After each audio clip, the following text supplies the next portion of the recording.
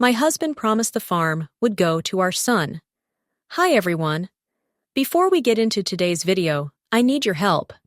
We've noticed that the channel's reach has been dropping a bit, and one of the best ways you can support us is by subscribing.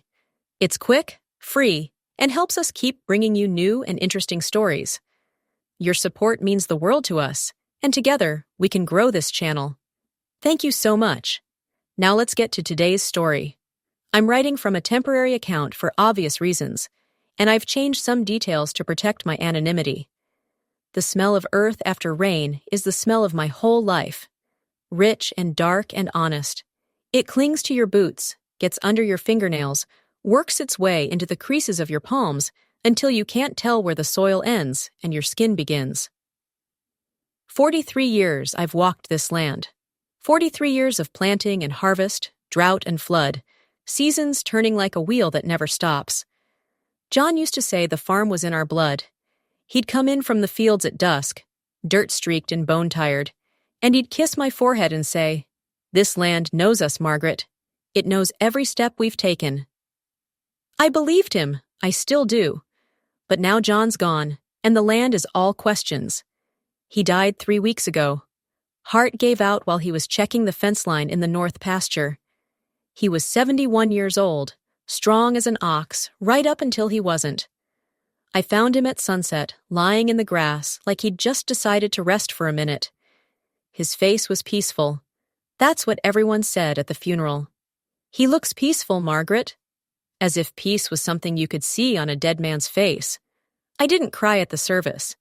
People probably thought that was strange. 45 years of marriage, and I stood there dry-eyed while they lowered him into the ground next to Emily's grave. But grief isn't always tears. Sometimes it's just silence. A hollow place inside you that used to hold something warm.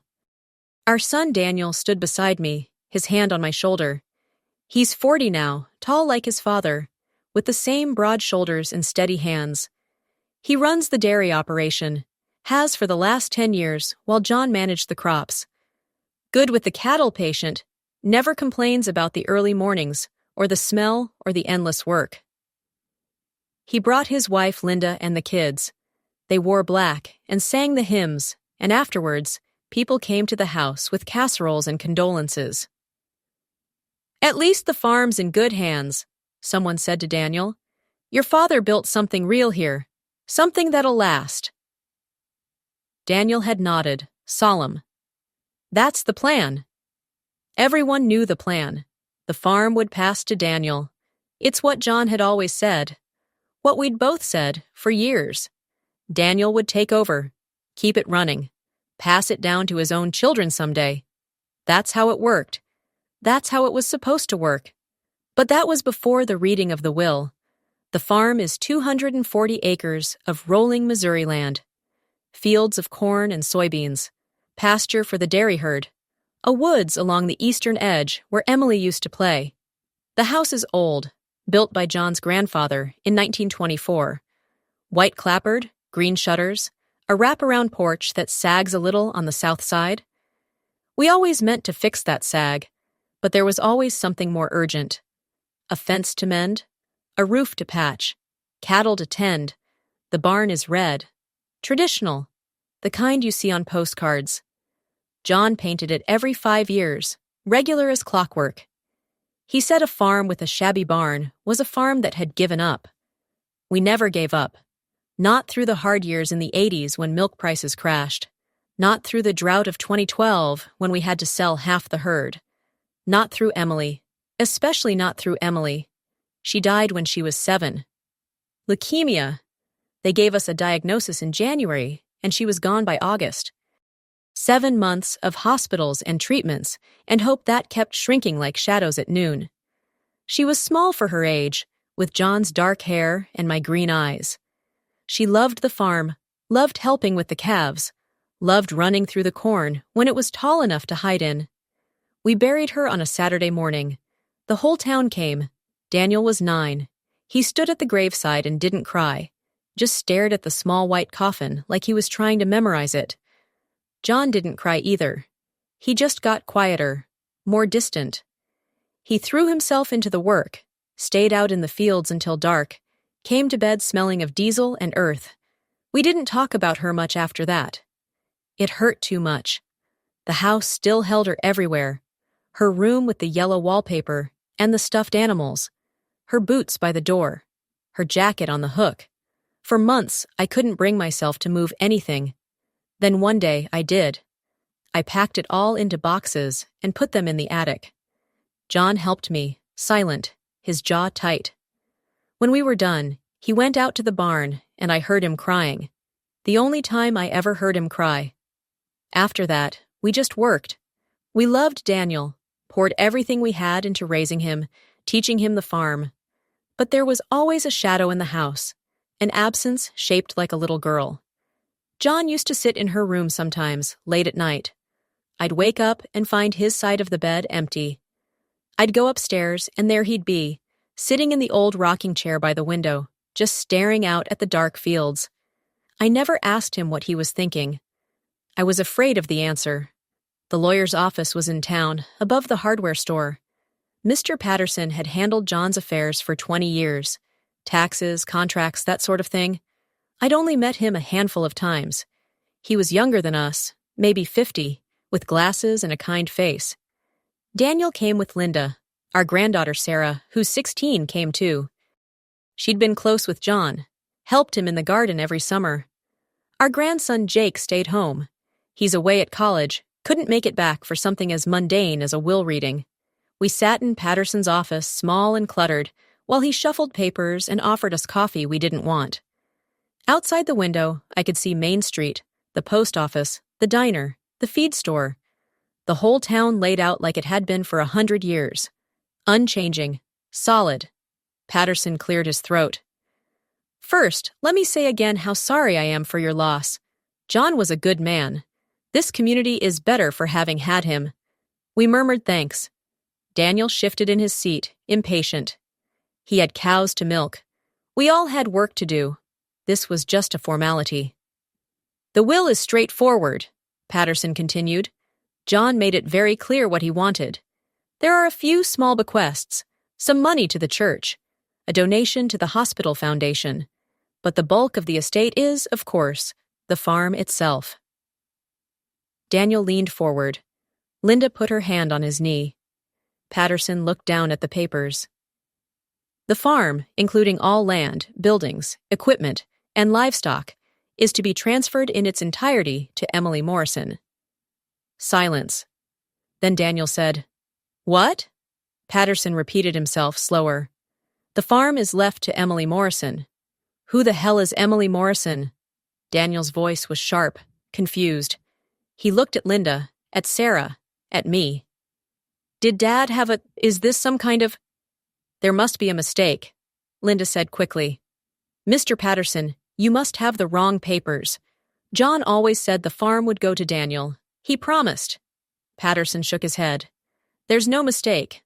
I drew up this will myself 6 months ago. John was very specific about this." Daniel stood up, his face flushing. "This is insane. Who is this person? Some stranger? After everything I've done, everything I've put into this place." "Daniel." My voice came out quieter than I expected. "Sit down." "Saw." He looked at me like I'd slapped him. "Mom, you knew about this?" "Sit down," I repeated. He sat, but his whole body was rigid. Sarah was crying quietly. Linda looked stunned. Patterson continued, uncomfortable now. "The will stipulates that the farm is to be sold, with proceeds going to the Emily Morrison Trust, which is to be established for the purpose of—" He consulted the papers. "Supporting pediatric cancer research and family support services." The room seemed to tilt. I gripped the armrests of my chair. "There's a personal letter," Patterson said, pulling out an envelope. "Addressed to you, Mrs. Morrison. John left instructions for it to be given to you after the will was read." He handed it to me. My name on the front in John's careful handwriting. My hands were shaking as I took it. Daniel was on his feet again. "This is fraud. It has to be. That's not his signature, or he wasn't in his right mind, or—" "I can assure you, Mr. Morrison, your father was completely competent. I have medical documentation to that effect. He knew exactly what he was doing. Then he went crazy. He must have. Because this makes no sense. Daniel's voice cracked. That farm is my life. I've worked it since I was 10 years old. I gave up college for it. I brought my family here. My kids are growing up here. And he just gives it away to some random. She wasn't random, I said quietly. Everyone turned to look at me. What did you say? Daniel's voice was very calm now. Dangerous calm. I looked down at the envelope in my hands. Emily Morrison. That's her full name. Emily was her first name. Morrison is our last name. It's not a stranger, Daniel. It's your sister. The silence that followed was absolute. We left the lawyer's office in separate cars. Daniel wouldn't look at me. Linda tried to say something soothing, but her voice was tight with shock. Sarah hugged me before they left, her face wet with tears. I drove home alone, the envelope on the passenger seat beside me. I didn't open it. Not yet. I needed to be home. Needed to be on the land before I could read whatever John had left me. The farm looked the same as always. The house, the barn, the fields stretching away toward the horizon. The late afternoon sun made everything golden, beautiful. I parked and sat in the truck for a long time, listening to the engine tick as it cooled. Finally, I got out and walked. Not to the house, to the small cemetery plot on the hill behind the orchard. We had 5 graves there. John's grandfather and grandmother, John's parents, Emily, and now John. I sat down in the grass between Emily's stone and John's fresh grave. The earth was still bare over John, not settled yet, still showing the seams where they'd cut the turf. Emily's stone was small, white marble, simple. Emily Grace Morrison. And below that, beloved daughter. Gone too soon. I opened the envelope. Margaret, if you're reading this, Patterson has told you about the will. I know Daniel is angry. I know you're confused. I know this hurts. I'm sorry for that. But I need you to understand why. I've been carrying something for 33 years. A weight I couldn't put down. Every day I worked this land. Every season that passed. Every time I looked at Daniel and saw how good he was, how strong, I remembered what I failed to do for Emily. You think I didn't notice. You think I moved on. But I didn't, Margaret. I couldn't. Do you remember that last day? The day before we took her back to the hospital for the last time? She was so weak, could barely sit up, but she wanted to go outside, wanted to see the calves. And I said no. I said she needed to rest. I said we'd go tomorrow. But there was no tomorrow, not for that. She never left the hospital again. I see her face, Margaret, every day. The way she looked at me when I said no. The disappointment. The sadness. She didn't cry. She just nodded. Like she understood. Like she knew. I failed her. I put the work first. I always put the work first. Even then. Even when I knew time was running out. This farm, it's the only thing I have to give. The only thing that means anything. And I can't give it to Daniel knowing that it should have been hers too. Knowing that she would have loved it, would have worked it, would have passed it down. So I'm giving it to her. In the only way I can now. The money from the sale, I want it to help other families. Other little girls. So maybe some father somewhere won't have to choose between the work and his dying daughter. So maybe some child will get more tomorrows. I know this isn't fair to Daniel. I know he's earned this place. But fairness died when Emily did. And I can't die without trying to balance the scales, even a little. Tell Daniel I'm sorry. Tell him I loved him. Tell him he was everything a father could want in a son. But tell him his sister deserved more than I gave her. And this is all I have left to give. I love you, Margaret. I always have. You were strong enough for both of us. You always have been. Take care of our girl's legacy. John. I read the letter 3 times. Then I folded it carefully and put it back in the envelope. The sun was setting, painting the sky orange and purple. The air smelled like cut grass and manure and home. I thought about that day. The last good day. Emily in her nightgown, too weak to walk without help. The way she'd asked, so softly, "Can we see the calves, Daddy?" And John, exhausted, overwhelmed, drowning in grief and denial, had said no, had told her to rest, had promised tomorrow. I hadn't thought about it in years, hadn't let myself. It was just one moment in 100 terrible moments. But John had carried it, had let it hollow him out. All these years, I thought he'd buried his grief in the work, thought he'd moved on the way you have to move on when you still have a child to raise, a farm to run, a life to live. But he hadn't moved on. He'd just moved forward. There's a difference. Daniel didn't come to the house that night, or the next day. Linda called, apologetic, said he needed time. I understood. I didn't push. Sarah came, though. She knocked on the door at dusk, came in without waiting for an answer. Found me in the kitchen, standing at the window, looking out at the barn. "Grandma?" I turned. She was still in her black dress from the lawyer's office. Her eyes were red. "Dad's really upset," she said. "He's been in the barn all day, won't talk to anyone." "I know. Is it true? About the will? About Aunt Emily?" I nodded. "It's true." She came closer, her voice dropping. "I don't understand. Why would Grandpa do that?" How do you explain guilt to a 16-year-old? How do you explain the way loss can warp time, can make one moment stretch out over decades? "Your grandfather loved this farm," I said finally, "but he loved his daughter more, and he thought he'd failed her. This was his way of trying to make it right." "But that's not fair to Dad. He's worked so hard." "No," I agreed. "It's not fair. But fair doesn't mean much when you're dying. You just want to make peace with what you can." Sarah was quiet for a moment. Then, "What are you going to do?" "I don't know yet."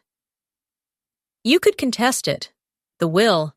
Dad was talking about it. He said maybe Grandpa wasn't thinking clearly, maybe—" "Your grandfather knew exactly what he was doing, Sarah, and I won't dishonor that." She looked at me with her grandmother's eyes green, like Emily's had been, and nodded slowly. That night, I climbed the stairs to the attic for the first time in years. The boxes were still there, covered in dust. Emily's room, I'd written on them in marker. My handwriting from 33 years ago, shaky with grief. I opened the first box. Her clothes, small and faded, dresses she'd worn to church, overalls for playing, a pink jacket with flowers on the pockets. I held it to my face and breathed in, but there was nothing, just dust and cardboard and time. The next box held toys, a stuffed rabbit with one ear, building blocks, books we'd read together, the picture books about farm animals that she'd loved. The third box was photo albums. I lifted one out carefully, opened it to a random page. Emily at 5, sitting on John's lap on the tractor, both of them grinning at the camera. Emily at 6, holding a newborn calf, her face bright with joy. Emily at 7, thin and bald from chemotherapy, but smiling, always smiling. And John in every picture. Young, strong, his arm around his daughter. The way he looked at her like she was the sun, and he was just happy to be in her orbit. I found the picture I was looking for near the end of the album. The last good day. Emily in her nightgown, sitting on the porch swing. John had taken the photo. She was looking at the camera, at him, and her expression was wistful. Longing. Like she knew what was slipping away. I closed the album and sat there in the dusty attic, holding it, while the house creaked around me. Daniel came 3 days after the will reading. I was in the garden, pulling weeds, when I heard his truck. He parked and sat there for a long time before getting out. When he finally came over, his face was haggard. He'd been crying. My strong, steady son who never cried. "Mom." "Daniel." We stood there in the garden, the dirt soft under our feet. "I don't understand," he said finally. "I've tried. I've turned it over and over in my head, and I just don't understand how he could do this." I straightened up, my back aching. I was 70 years old, too old to be kneeling in gardens, too old to be having this conversation. But here we were. "Your father loved you," I said. "He was proud of you. He knew you'd be angry. He knew it would hurt. But he had to do it anyway. Because of Emily." Daniel's voice was bitter. "A sister I barely remember. Who's been dead longer than she was alive?" "Yes." "That's insane, Mom. You know that's insane." "Maybe, but it was his choice." "And you're just okay with it? With throwing away everything we built? With betraying me?" The word hung between us. Betraying. "I'm not betraying you, Daniel. I'm honoring your father's wishes." "His wishes are wrong." "Maybe, but they're still his wishes." Daniel turned away, his hands clenched. "I gave up my life for this place. I could have gone to college, could have done something else, but I stayed because he needed me, because this was supposed to be mine someday. And now it's going to help other families, other children." "I don't care about other children." The words exploded out of him. "I care about my children, about my legacy, about the promise he made me." I felt something shift inside me, something cold and sad and final. "You sound like him," I said quietly. Daniel turned back. "What?" "You sound like your father. The day Emily asked to see the calves, he said no because he had work to do, because the farm came first. Always the farm." Daniel's face went white. "That's not fair." "It's true, though. Your father knew it. It's why he did this. Because he learned too late that some things matter more than land and work and legacy, and he wanted to make sure you didn't make the same mistake." "So this is what? A lesson?" "He's punishing me from beyond the grave to teach me some kind of lesson." "He's not punishing you. He's freeing you.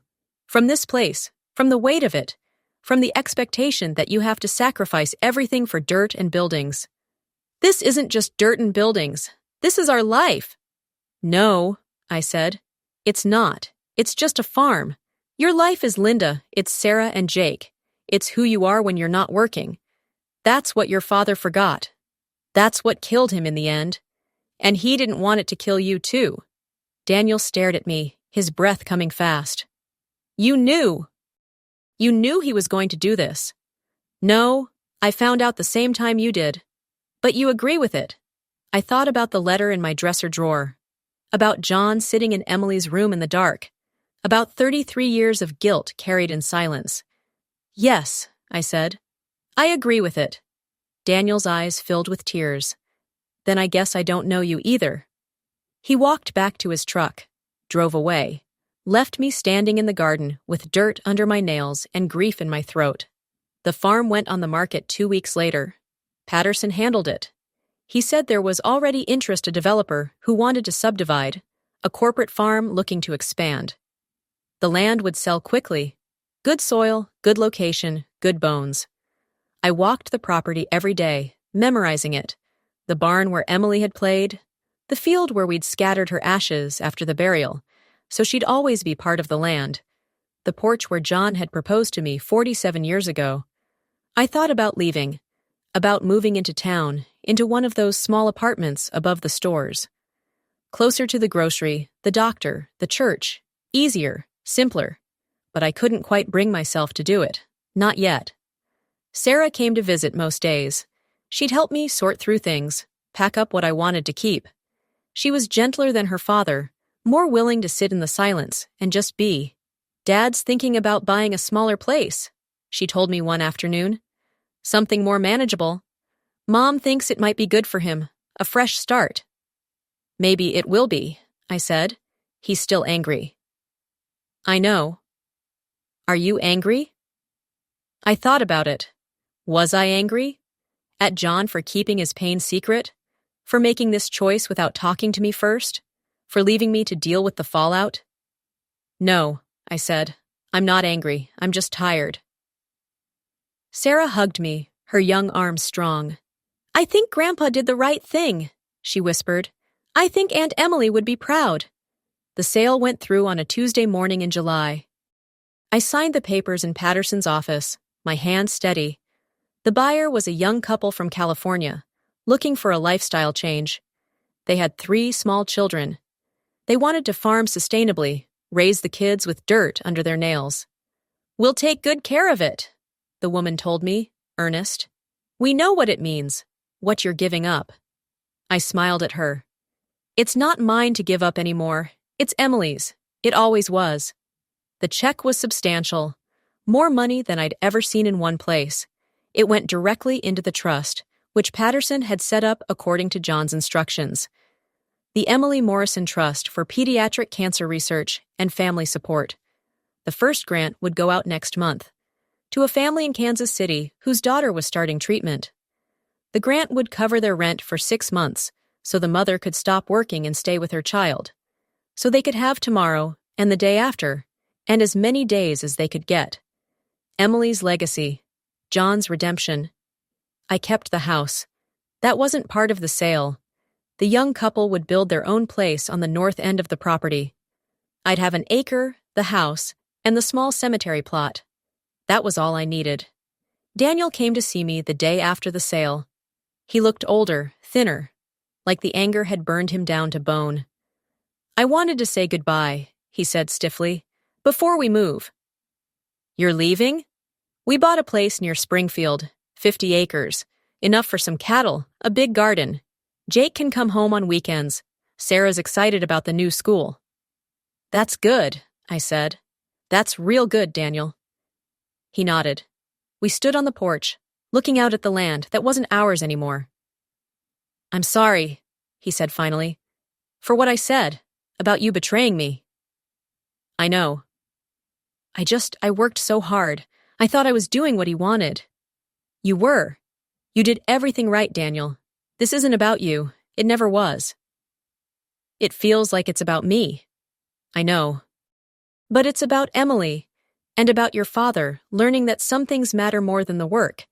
He wanted you to know that too. Before it was too late." Daniel was quiet for a long time. Then, "I barely remember her. I was so young. Sometimes I feel guilty about that, like I should remember more." "She loved you," I said. "She used to follow you around everywhere. You'd get so annoyed, this little girl always underfoot, but she thought you were the best thing in the world." "I wish Dad had just talked to me, instead of this." "Your father wasn't good at talking, but he was good at loving. He just showed it the only way he knew how." Daniel's eyes were wet. "I miss him." "Me too." He hugged me then, fierce and tight, like he was a boy again. And I held my son and thought about the other child, the one we'd lost, the one whose name now meant hope for families we'd never meet.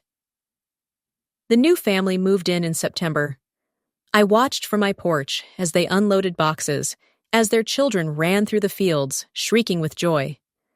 The youngest was a girl, maybe 6 or 7, with dark hair and a bright laugh. She reminded me of Emily. One afternoon, she knocked on my door. "Hi," she said. "I'm Zoe. We're your new neighbors." "I know," I said. "Would you like some lemonade?" She nodded enthusiastically and came inside. She was curious, polite, asked questions about the house, about the farm, about everything. "There's a graveyard on the hill," she said. "Is that where you bury your pets?" "No, honey. That's where my family is buried. My husband, my daughter." "Oh," she looked solemn. "I'm sorry. Were they nice?" I smiled. They were the best people I ever knew. "Can I visit them sometime? I like talking to people who died. My grandpa died and I talked to him at his grave. Mom says it helps him hear me better." "I think that would be nice," I said. "I think they'd like that." Winter came. The first snow fell on a Thursday morning, soft and silent, covering the fields in white. I made coffee and sat on the porch, wrapped in a blanket, watching the world turn clean. I thought about John, about Emily, about Daniel and Sarah, and all the tomorrows we get, and the ones we lose, and the ones we give away. The letter was in my pocket. I'd read it so many times I'd memorized every word, but I liked having it close.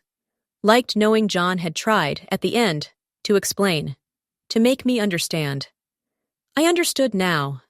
Maybe I'd understood all along. Love looks different on everyone. For some people, it's words and affection and time spent.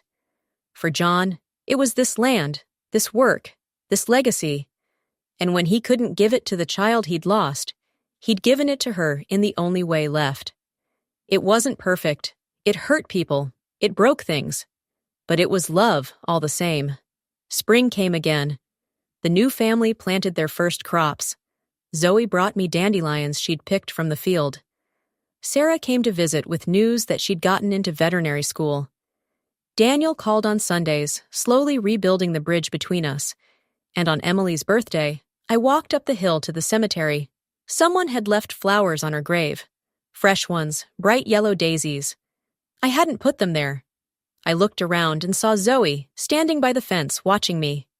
"I hope it's okay," she called. "Mom said your daughter would have been having a birthday. I thought she might like flowers." My throat tightened. "That's real kind of you, honey. What was her name?" "Emily." "That's a pretty name." Zoe climbed over the fence and came to stand beside me. "Was she nice?" "She was the sweetest girl in the world." "I bet she liked the farm." "She loved it." Zoe nodded seriously. "Good, because we're taking real good care of it, for her." And there it was, the thing John had wanted, the thing he'd seen more clearly than any of us. The farm would go on, the work would continue. But it wouldn't be at the cost of everything else. This family would know their daughters' names, would give them tomorrows, would remember that love matters more than land. Emily's legacy, living on in ways we couldn't have imagined. "Yes," I said to Zoe, my voice steady. "Yes, you are. And she's grateful. We both are." I'm 71 now, the same age John was when he died. I wonder sometimes if I'll go the same way he did. Quick and painless, my heart just deciding it's done. I hope so. I don't want to linger, don't want to fade. But I'm not ready yet. There's still work to do. The trust grows every year. We've helped 32 families so far, given them time, money, hope. Some of the children survived, some didn't, but none of them had to face it alone. None of their parents had to choose between being there and keeping the lights on. That matters. It has to matter. Daniel runs his small farm well. He seems happier now, lighter. He brings the grandkids to visit. We sit on the porch and watch them play, and he talks about his plans, his dreams, his life that isn't just work, work. "Dad would be proud of you," I told him last time. He'd smiled. "Yeah, maybe he would."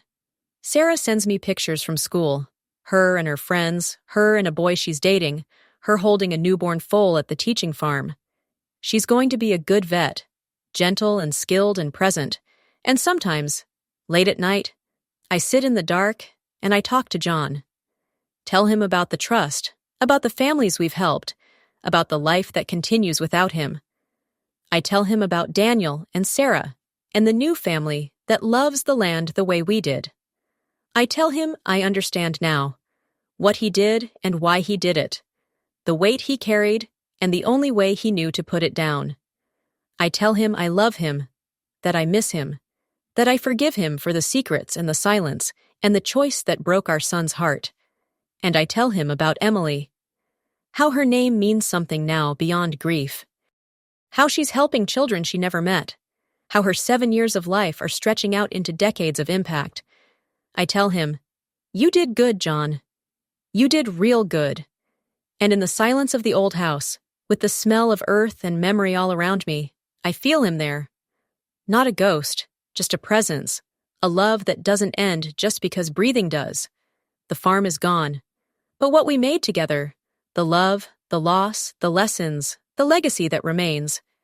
Emily's legacy, John's gift, our family's strange and painful and beautiful truth. And that, I think, is enough. That has to be enough. Tomorrow I'll walk up the hill again. I'll sit between the two graves, and I'll read to them from the letters the families send. The thank you notes, the updates on children who are thriving, surviving, living. I'll tell them about Zoe, who brings flowers every week now, who talks to Emily like they're friends. I'll tell them about the farm, green and growing, life continuing in new hands. And I'll tell them what I know in my bones, what John knew when he wrote that letter, what Emily would have understood if she'd lived long enough. Some things matter more than land, more than legacy, more than the work that fills your days and wears down your body and becomes your whole identity. Some things, love and time and presence, and tomorrow matter most of all. John learned that too late. But he made sure we didn't. And that, I think, is what forgiveness looks like. What redemption looks like. Not perfect, not painless, but real. As real as the earth under my feet, and the names carved in stone, and the trust that turns grief into grace. Emily's farm, Emily's legacy, our daughter, still teaching us how to love.